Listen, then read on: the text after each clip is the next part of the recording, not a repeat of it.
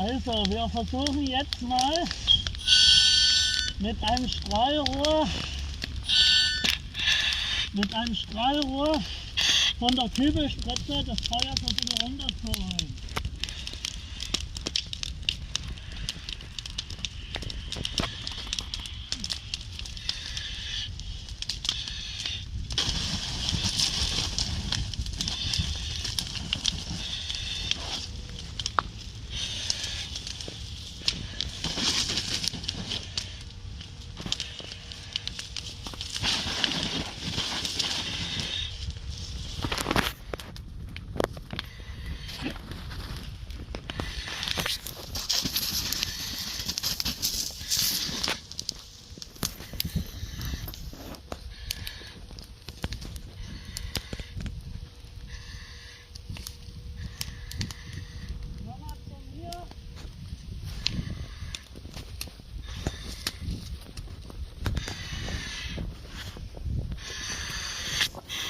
Das Schöne an dem Strahlrohr ist, du kannst auch von weit weg angreifen. Also sprich, wenn du mehrere Meter weit weg stehst.